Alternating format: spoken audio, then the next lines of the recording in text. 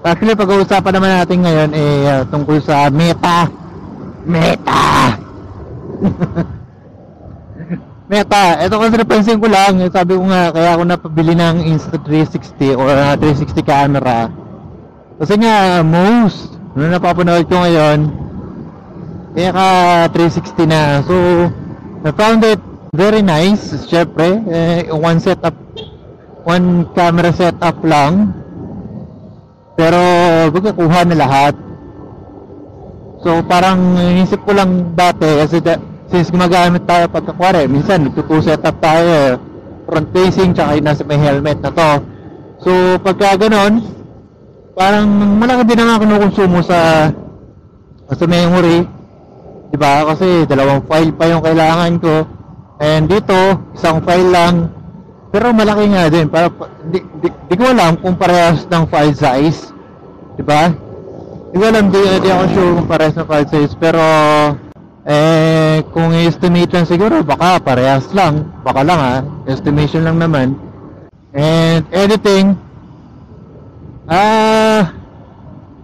siguro mas madali kasi kapag yung one POV setup lang, yung may nakakabit lang na GoPro or camera sa chin mount, diba?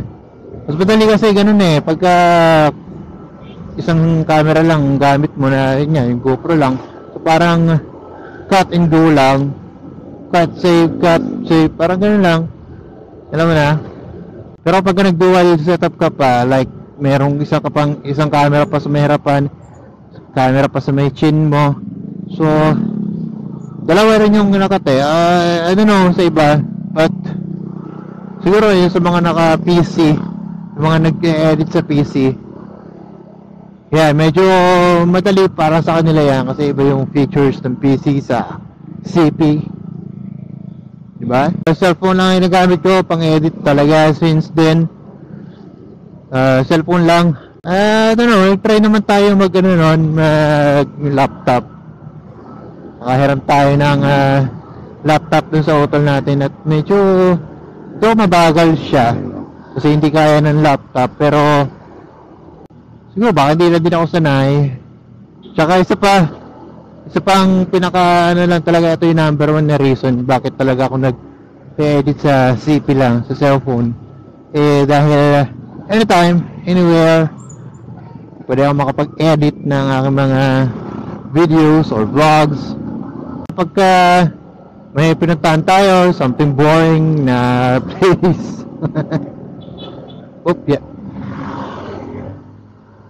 something na hindi interesting na lugar, time tayo mag-edit. So dun pa nakapag-edit tayo through our phone. Unlike kapag may laptop or PC, syempre pag PC naman, di mo na madadala kahit saan yan.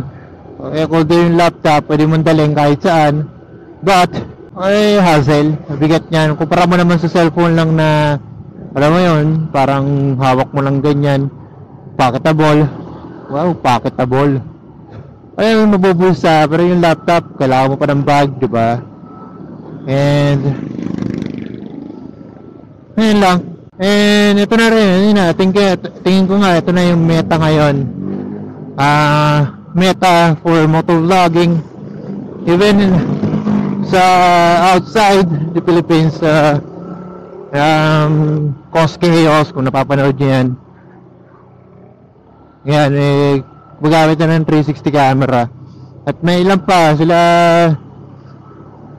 Jason Tuwels, mga madalas ko napanood, gumagamit na rin ng 360.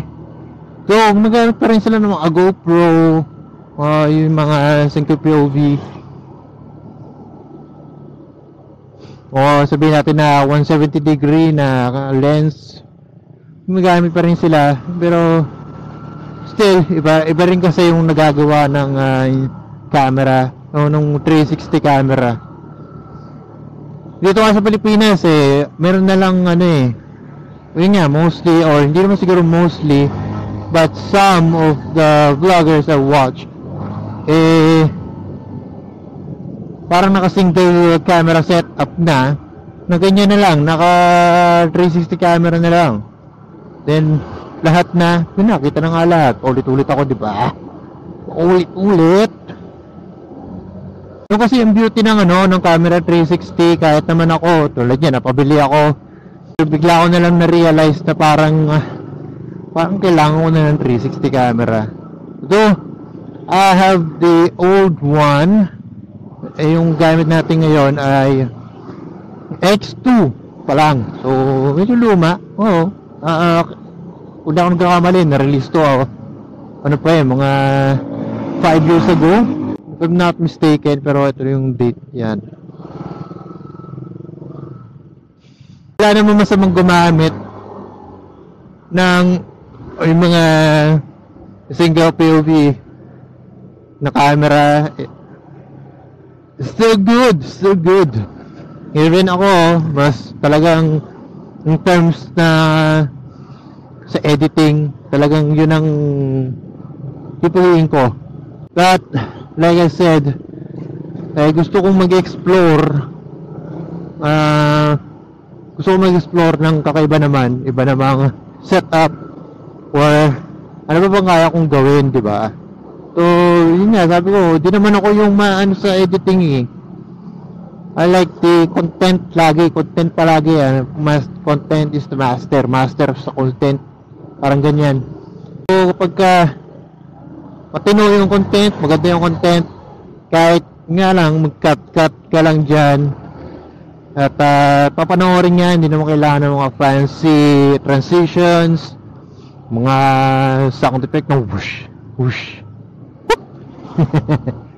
Yung mga ganun. O yung tao ko, totoo yun na. Siguro sa mga nag-iisip at nagbabalak, gamitin mo muna kung ano yung meron ka. Anyway, yun na lang siguro. Hanggang sa susunod na vlog, pasensya na kung talagang hindi maganda ang audio. Sorry, no. Chill out.